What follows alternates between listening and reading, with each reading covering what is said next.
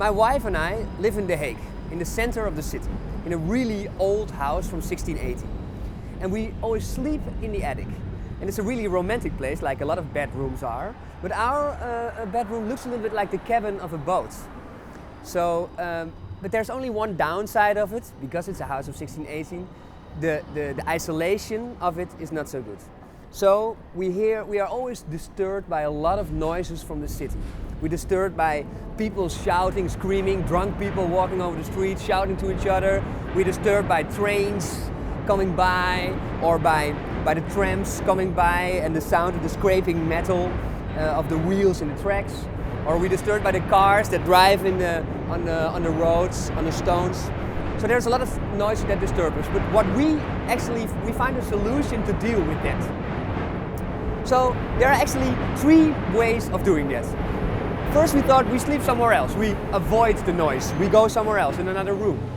That's a solution.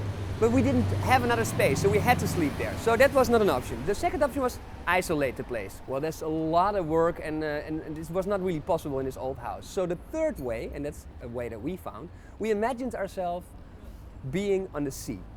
We imagined our bed being a boat, and we float around on the waves. And we imagined that the sound that we hear is all sounds of the sea. So the sound of the scraping metal of the tram wheels in the tracks, we imagine that's the sound of whales communicating far away. And then the sound of the people screaming to each other, we imagined those are the sound of seagulls in the air, like fighting for a fish. And the sound of the cars on the stones, we imagine those are waves.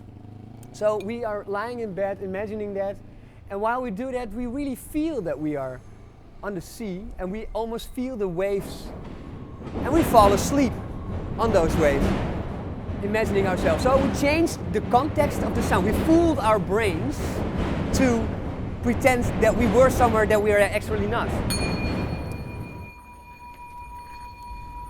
So what we want to do with the group, we want to offer another solution of dealing with sound pollution. So not escaping it or isolating it, but to actually use those sounds and to change the perspective of it. And therefore, fooling around with the brain to make those sounds into something positive.